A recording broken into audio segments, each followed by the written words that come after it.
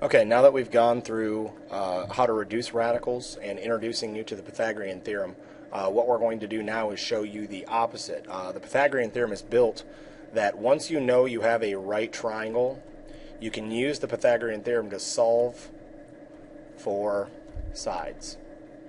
The only problem is that requires you to first have a right triangle. If you don't have a right triangle, you can't use the Pythagorean Theorem to solve for missing sides.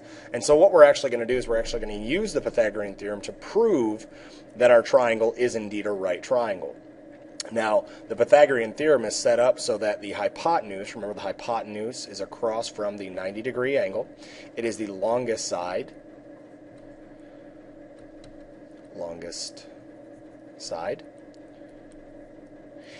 Remember, it's set up in a way that the hypotenuse squared equals the length of the other two legs squared. So if you already have a right triangle, you know that this is to be true. But at the same time, we can use this to prove that if our hypotenuse squared equals the other two squared, then it has to be a right triangle. And if you think about it, if we have a right triangle, we use the Pythagorean Theorem, which works to solve for missing sides. But if we're given all three sides, if you look down at example 1, if we're given all three sides, the Pythagorean Theorem should still work. We're not solving for a missing side, we're just writing a statement. And let me show you what I mean. If we take this triangle, okay, you should be able to physically identify where the 90-degree angle is. I hope that you see that it looks like it's right here. We're not entirely sure of that, though, so the easiest way to do that, or the easiest way to find the hypotenuse, remember the hypotenuse is the longest side, is to identify the longest side. Well, if you look at this triangle, we have 9 and 15. 15 is longer than 9. Then we have this 3 square root of 34. I'm actually going to punch that in my calculator very quickly just to find out what that decimal equivalent is. And the decimal equivalent of 3 square root of 34 is 17.49. Well, you can see that 17.49 is bigger than 15, which is bigger than 9, which means that this is indeed the longest side. Just like when I solve the Pythagorean Theorem or use the Pythagorean Theorem to solve for a missing side, what I'm going to do here, when I'm trying to prove that this is a right triangle, I'm going to go through and label everything first. The first thing I label is my hypotenuse, which is C, and then I'm just going to randomly label the other two as A and B. Now I write my Pythagorean Theorem. I'm actually going to erase this, and you'll see why. I'm going to erase that and rewrite my Pythagorean Theorem up here. C squared equals A squared plus B squared. Now I'm going to substitute everything in, and the reason we did not use the decimal equivalent of our hypotenuse is because it's easier to square a square root than it is to square a decimal. When you square a decimal, you get a bigger decimal. But when you square a square root, you get a whole number. And you'll see what I mean when we actually substitute these in. Go through and substitute your A, B, and C. Our C is 3 square root of 34, and that's got to be squared. A is 9, so 9 squared, plus B, which is 15, not B, 15 squared. And now I'm going to go through and square everything. Now, if you think of this, our 3 square root of 34, there's actually two things going on. There's a 3 and a square root of 34. We have to square both of those. 3 squared is 9. But in between the 3 and the square root of 34 is a multiplication problem. Just like you have like 3x or 3y, you're multiplying those two together. We're multiplying 3 and the square root of 34. So I still need to multiply them. The square root of 34, you can try this on your calculator. The square root of 34, when you square that, you just get 34. No different than if you had 2 squared, or the square root of 2, and you squared it. Well, 2 squared is 4. The square root of 4 is 2, so you can see that it kind of works its way out. When you square a radical or square a square root, you're undoing it. It's like adding a negative. It's canceling it out, so to speak. So we get 9 times 34 on this side. 9 squared is 81. 15 squared is 225. And now we're going to add them together. 9 times 34 on my calculator is 306. 81 plus 225 on my calculator is also 306. And so I see that c squared equaled a squared plus b squared. Well, because that worked out to be a true statement, then this triangle is indeed a right triangle. And so you can see we're using the Pythagorean theorem not to solve for a missing side, but rather to prove that our triangle is indeed a right triangle. Now, I want you to try the same thing with this other problem. Let me erase this so you have some, so you can see what we're doing here. Get some of that out of the way. This second problem, right, schmear, the first thing you want to do is identify the longest side. Well, hopefully you see what the longest side is. Label that your C right now. Then label the other two randomly, A and B. It doesn't matter which one you use. But then we want to write our Pythagorean theorem. C squared equals A squared plus B squared. Now I'd like you to go through, and all you have to do here is just substitute the numbers in. Make sure that your C is substituted correctly, your A and your B are substituted correctly. You don't have to worry about squaring them just yet. Let's just make sure you can identify and substitute correctly. Now you should have just done that. And what I'm going to do is I'm going to go through and show you the correct answer. 14, 22, and 26. The longest side should be the hypotenuse. The longest of these three is 26, which means that across from the hypotenuse is the right angle, meaning that should be my right angle. If this is a right triangle, if. That's our goal here, is proving if it is or isn't a right triangle. Because that's my longest side, I'm going to label it C, and then I'm going to randomly label the other two A and B. Now, maybe you labeled 22 as A and 14 as B. It doesn't matter because you'll get the exact same answer. Watch. If we substitute them in, 26 is my C, so 26 squared. 14 is my A, so 14 squared. And then 22 is my B, so 22 squared. Now I'm going to go through with my calculator and just square these. I have 26 squared is 676. 14 squared is 196. And 22 squared is 484. Now if I add these up, 676 you don't need to add anything to, so we just drop it down. But 196 plus 484, on my calculator it says it's 680. Now if you look, 676 does not equal 680, which means that this is not a right triangle. If it was a right triangle, this would be a true statement, meaning our C squared should equal our A squared plus our B squared. But because it does not equal A squared plus B squared, it can't be a right triangle. I hope you see the difference in between these two. Because we're going to use this idea of the Pythagorean theorem showing us if our triangle is a right triangle or not. We're going to use that same idea on the next page to actually figure out if our triangle, if it's not a right triangle, is it an acute triangle or an obtuse triangle? So go to the next page and let's see what we're working with. Here we're given two theorems. And theorem 7.3 says this. If the square of the length of the longest side, remember that longest side is supposedly our hypotenuse, in this case it's still C, is less than, and that's very important, I'm going to highlight that so you can see it, is less than the sum of the squares of the lengths of the other two sides. Think of it like this. And I know the math language and geometry, it can be very, very confusing. All it's saying is this. If we take our Pythagorean theorem,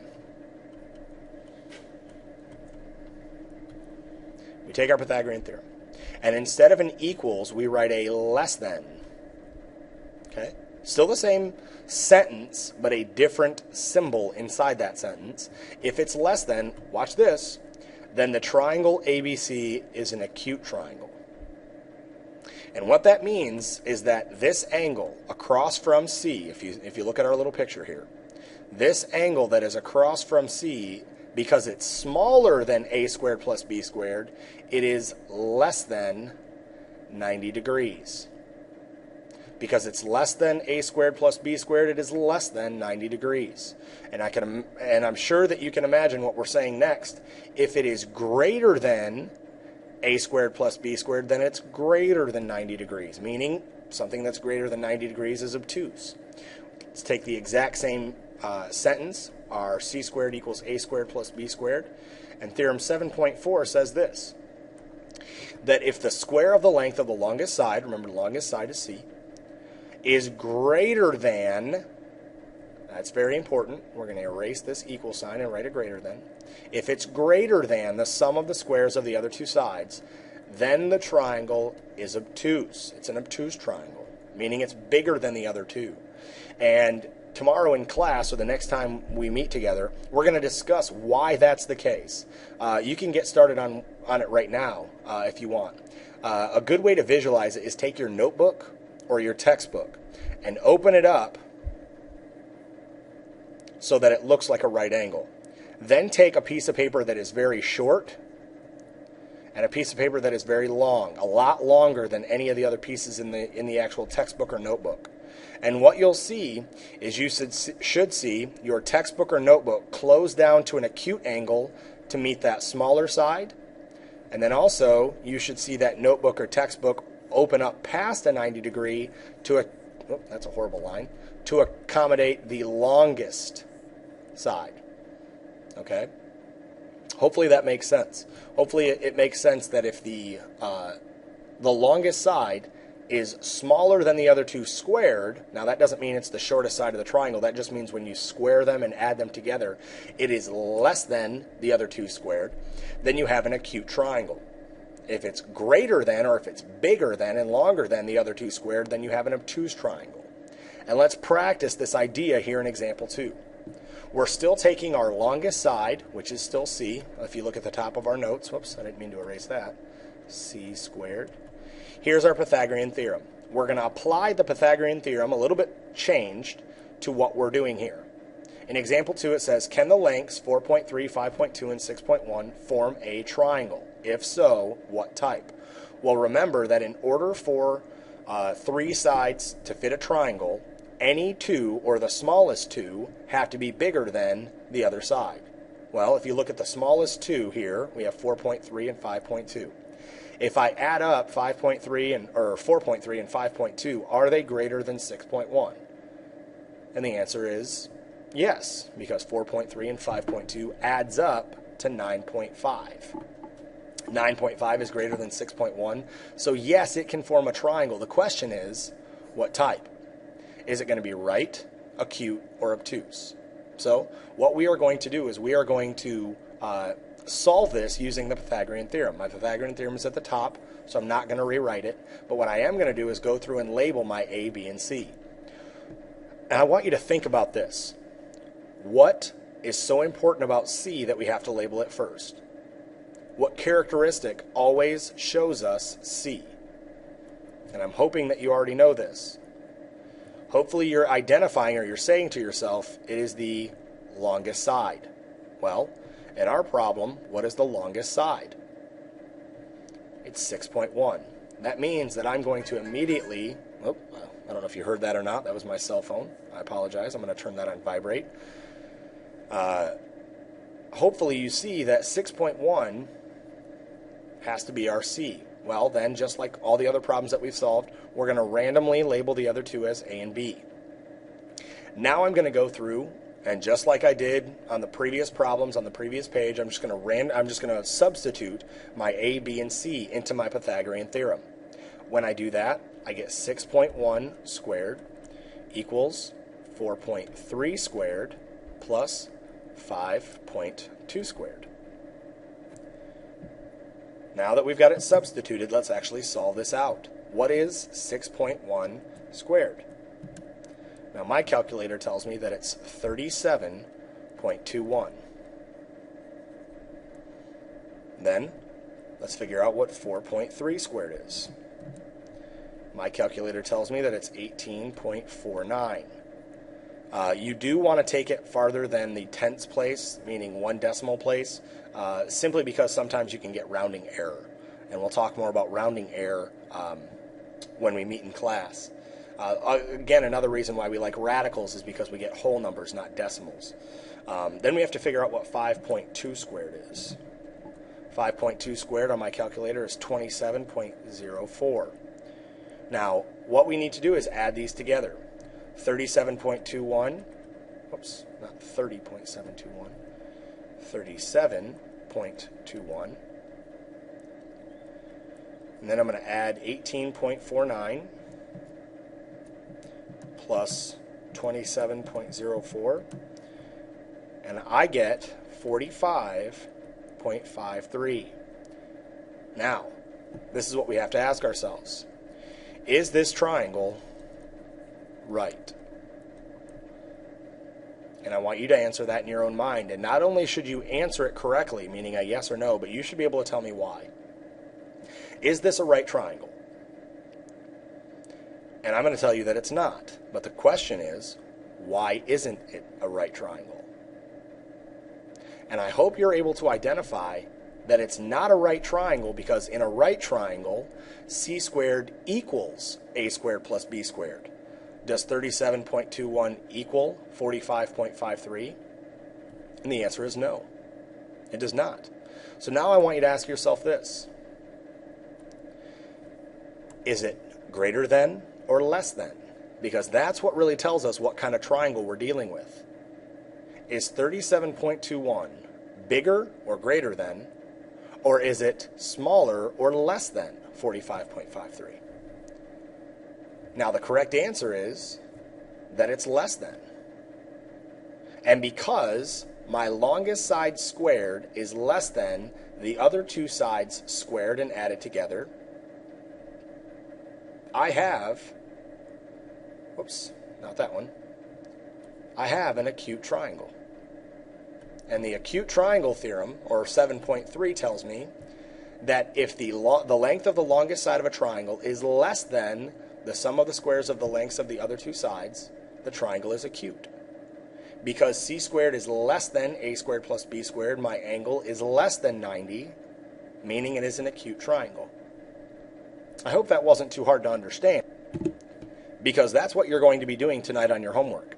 Tonight on your homework, you are going to be identifying our triangles right, acute, or obtuse. And it's very simple to remember, and I'll just review it very quickly. A right triangle, your longest side squared will equal the length of the other two sides squared. In an acute, it will be less than. In an obtuse, it will be greater than. Okay? Hopefully you understand that. In a right triangle, it is equal. In an acute, it is less than. In an obtuse, it's right then. We don't change our sentence. It's still c squared, a squared, and b squared. But the difference is the mathematical symbol. And that's what determines if it's an acute triangle, a right triangle, or an obtuse triangle. Let's go ahead and look at your homework right now.